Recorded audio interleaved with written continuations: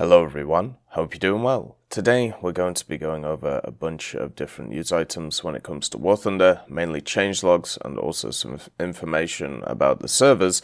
And also today there is actually an event which has been announced. It's going to be going over the weekend, and this is basically for the Italian National Unity and Armed Forces Day. So on the 4th of November, Italy celebrates its Armed Forces Day, and in order to basically get the stuff from it, there is a decal, which is the National Unity and Armed Forces Day Italia decal, and all you've got to do is play 3 battles in Italian vehicles of rank 2 or higher before the 8th of November, and you'll get yourself this decal. It's a pretty nice one. I would highly recommend it. They've also brought back the P40 Leoncello. This was actually one of the earliest vehicles when it came to Italy. One of the first ones that was put into the game. It actually came in way before the Italian tech tree did, alongside the M26 as well.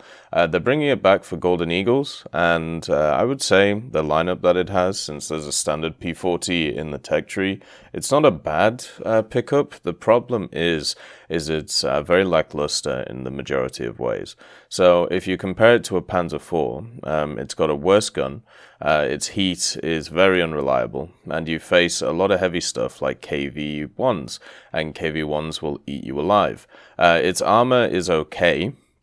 Generally, it's got a little bit of an angled plate on the front, which you can then angle on top of it, which can bounce around. It also gets access to smoke, which is pretty nice, but generally, it's not a good vehicle. It's much better to pick up the M4 Hybrid, or something similar to that, or the Panzer IV, which they added recently, compared to the Leoncello. But the Leoncello is back for a little bit, so you can pick it up.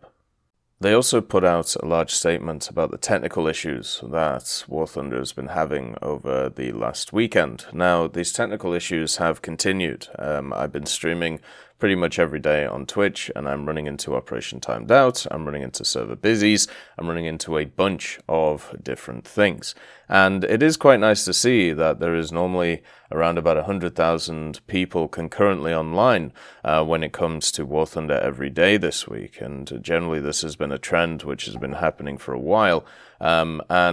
Obviously, because of this, there are more and more issues being created. I hope that in the future this stuff has been fixed, or will be fixed, because it is very annoying to play with. You know, it's just one of those things where you just end up clicking more buttons, or it just throws you out of games, or you get a bunch of packet loss, which has been once again one of the biggest issues with the US server, where there's just been a ton of packet loss around the place. So we're going to go through this statement. I'm just going to read it verbatim for you. I'm not an expert when it comes to servers. I'm not an expert when it comes to any of these things.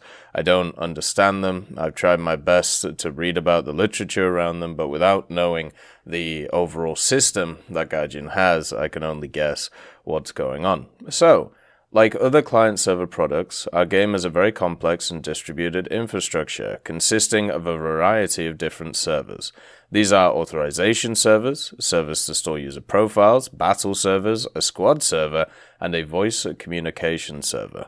All of these are not on a single device, but dozens, plus a matching server consisting of many physical devices of entrance gateways that are proxies to eliminate points of failure, and a server that actually creates battles from players in the queue. Now, a little more detail on what happened this past weekend. One of the gateway services was operating for 375 days, and during a scheduled reboot, a misconfigured version was loaded that used only a single core. We discovered this only on Sunday, and incorrectly proxying IP addresses. Initially, it seemed to us that the server was overloaded due to the newly introduced vehicles and a gaming nation, as well as with the attention of the community for the major update. We decided to increase capacity as soon as possible by moving to the most powerful and most expensive devices on Amazon. However, this cannot be done instantly, and moving itself took time. But even when the move was completed, the issue with incorrect configuration and single threading remained. The server understood that all the players entering via the service had the same IP. It could not find them quickly and began lagging. After approximately 9 p.m. GMT, the issue of incorrect proxying was localized and corrected soon afterwards, and the battles began to match again. During the night, however, the number of users decreased, and even the fact that the proxies were working with a single core did not interfere with the operation. On Sunday, with the growth of users and battles, the load increased again, and we finally located a second configuration error, and during the afternoon, we fixed the single-threaded proxying by smoothly removing the incorrectly configured machines and introducing the new ones so as to avoid service denial for users already playing. This process also took some time. It should be noted there was plenty capacity power available, even though the introduction of the more powerful servers, the power of a single core wasn't enough. But there were many of them. After the upgrade, we utilized only about 6% of the overall capacity, i.e. 20 times reserve in power from the peak. So the conclusions are based on the results. We made conclusions and planned the improvements of both operation and matching code. First, we plan to check the fault tolerance of the service by restarting all servers with over lengthy uptime, using the experience of large streaming services such as Netflix that use special bots that check the operating time. Also, we have already introduced improvements with the matching code that will allow us to keep an acceptable level of gaming operation even under heavy loads. Queuing may take longer, but the service won't stop responding to players staying operational. In addition, an increase in the number of gaming nations and possible game configurations in battles has reached large values, and algorithmic optimizations are required. Discovering all the possible combinations of all players and all gaming nations is the quadratic complexity of the algorithm, so it is necessary to create optimizations to find out perhaps not an absolutely perfect possible match, but at least good enough. So basically there's still work to do, is the way that last statement is. Also, basically if you log into the game from the 4th of November until the 8th of November, you will receive a premium booster plus 30% RP for 5 battles, just to say sorry for the mess. But the problem is that we've talked about, these technical issues they weren't just over the last weekend. They've been every single day, and they seem to be going on around the same time as well. Early morning when it comes to PST, and late at night when it comes to PST. So hopefully they get these fixed, because as we've talked about many times, one of the key issues that War Thunder has is its servers. If the servers don't work, then nothing else matters. That is why it's a key issue. And I was sat there on the weekend, we were doing Twitch jobs, and to be honest with you, it wasn't actually that bad, because I was able to stay in the game, and we played the historical campaigns. And if you didn't know, in the historical campaigns, Stephen Fry actually narrates all of the movies and stuff which are in it, which is super cool. So it was nice to show people that. But hopefully this gets fixed, and hopefully we stop having these issues, because at least on the NA side of things, these have been going on for nearly a year now, and this isn't very fun. And since the major updates, we've had a bunch of changelogs trying to fix certain things. Obviously, with every major update, there is a bunch of stuff that needs to be fixed, and generally it gets fixed pretty quickly within like the first few days. There's a few things that have been tinkered with over and over again, which is kind of interesting to see. So the first one is on the 29th of October. This was the day after the update. Basically, one of the problems that the update came with is that they started respawning planes in ground realistic 15 kilometers away from the battle. And it seems like that was actually something that was supposed to happen, but only at higher BRs. It was kind of interesting spawning in my P39 and being 15 kilometers away from the battlefield. It was like a nice 5-minute, fly to the battlefield in order to take part. So basically it says a bug has been fixed where an aircraft respawn point in Tank RB was distanced 15 kilometers away from the battlefield at all battle ratings. Distanced respawns will be only used for high rank battles with a BR of 77 or above with distant airfields, and Previously, these airfields were used for battles at BR 6.7 or above. Please note, a session's BR is the highest available BR of the players in the current session.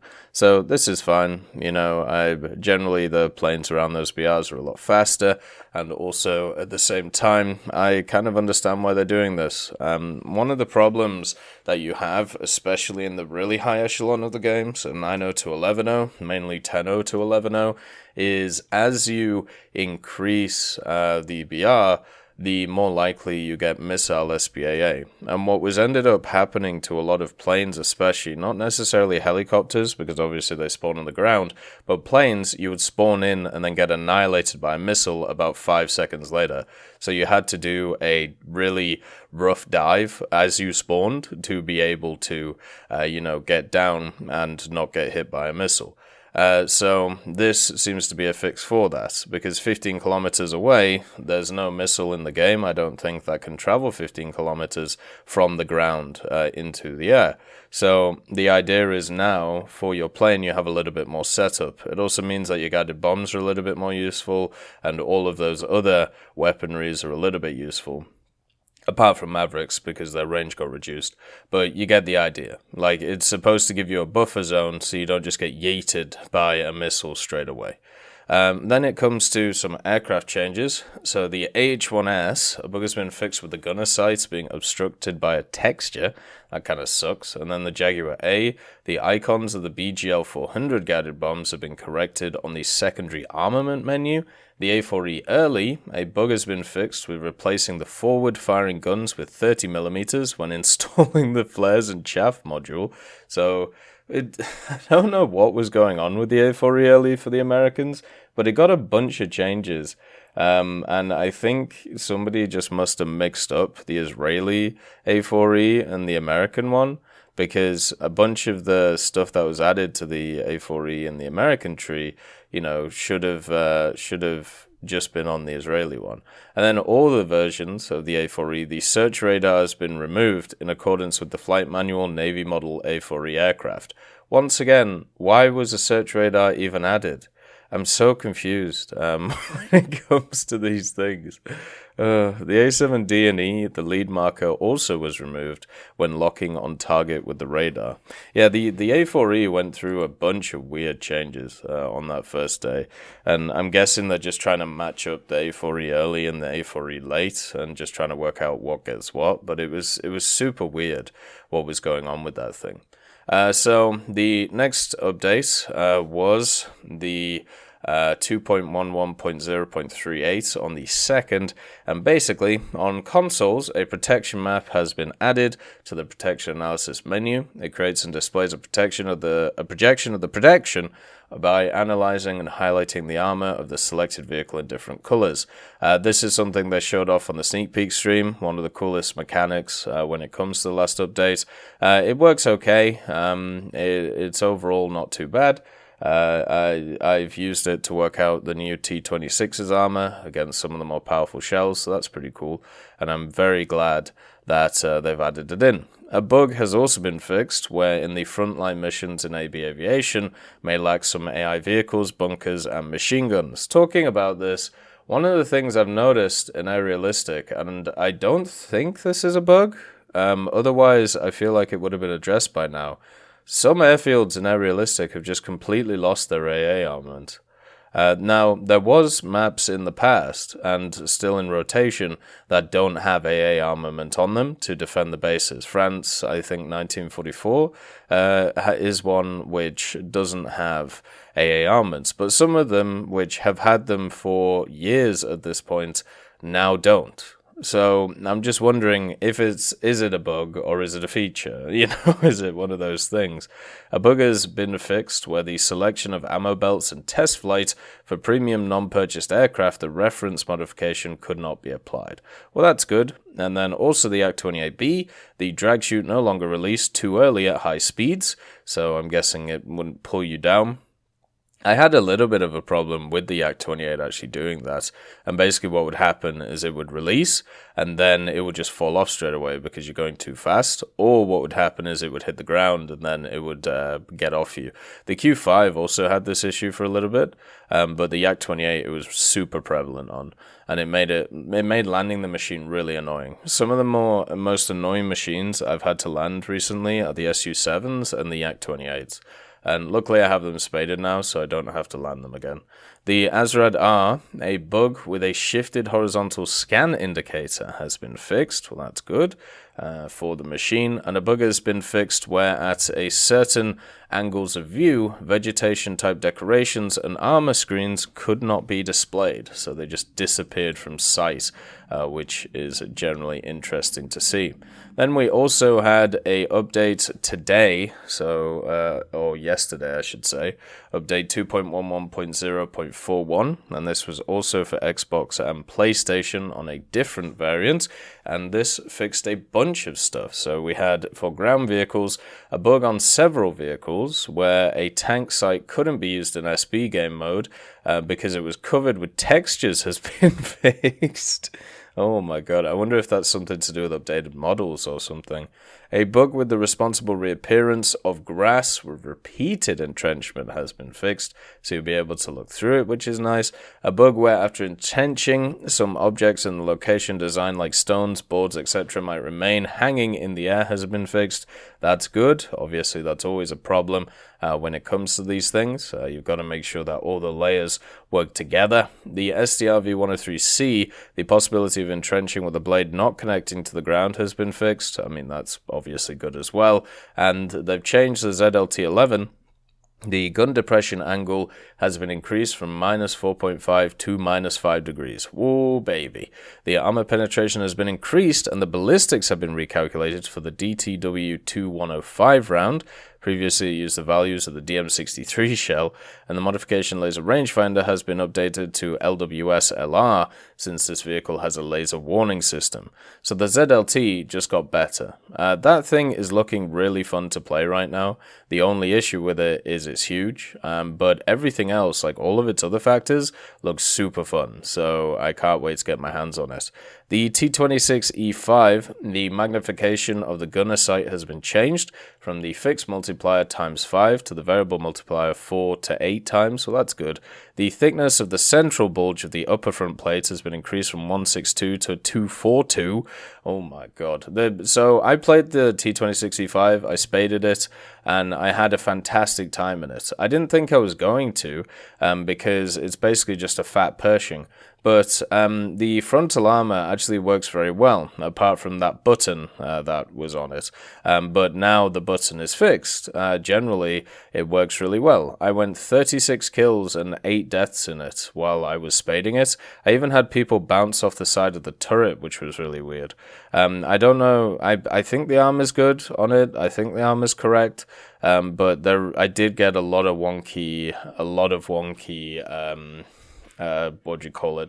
A lot of wonky bounces on it. The gun is still underpowered if you get up to it into the proper heavies, but generally it is a lot funner to play than the Pershing. Even though it's a little bit slower, the armor is so much better. The ability to use the night vision channel from the gunner view with the AA machine gun sights has been revoked for all vehicles except those with MVDs for an AA machine gun.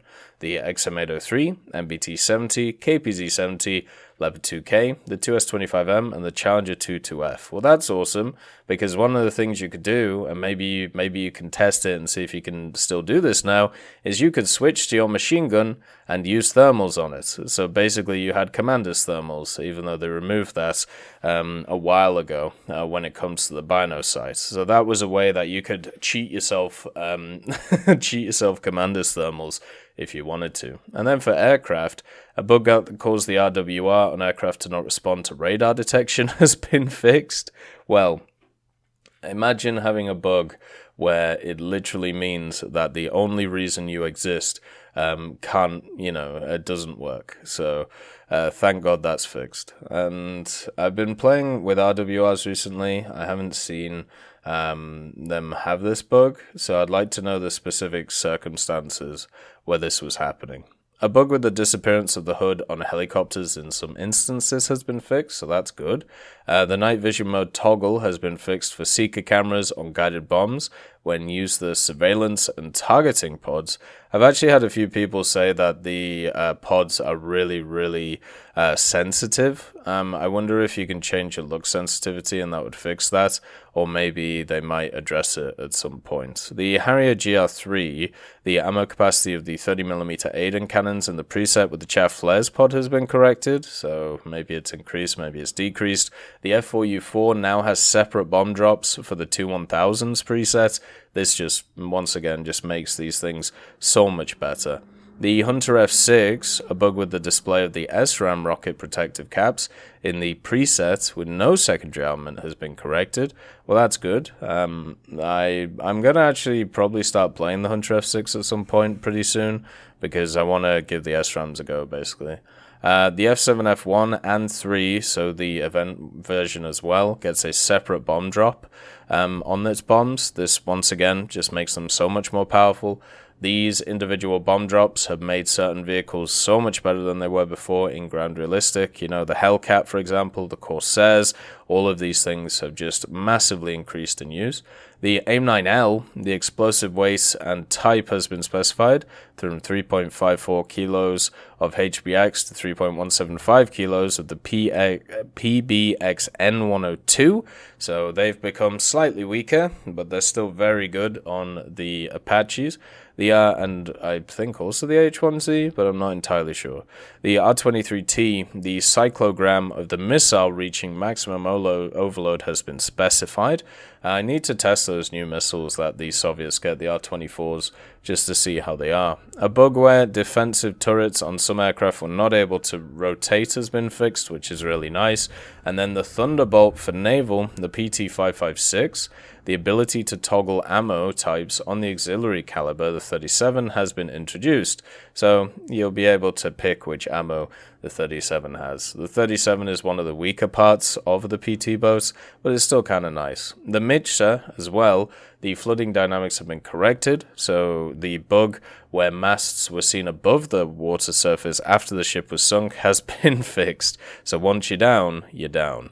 And then there was another bug fix, which was some textures might disappear randomly, has been fixed. So a lot of changes when it comes to the changelogs, which is something that you will see after a major update, as we said. One of the things to note is none of this really matters if the servers don't work, and since they're constantly having issues today, and also the last week, basically, it'll be really nice to see that fixed. As always, I hope you have a wonderful day, and I'll see you next time. I'd just like to thank Professor X 1718, Orange Tail, Sakoshi Tiger, BRFC 15, Teddy, John Ryman, Universe A, Eugens Terry, Ambrosius McClellan, Daniel Stanton, Martinez, B. Young, and then Kyle Kin, Barine, Lafouche, and also Samuel Slick for supporting the channel.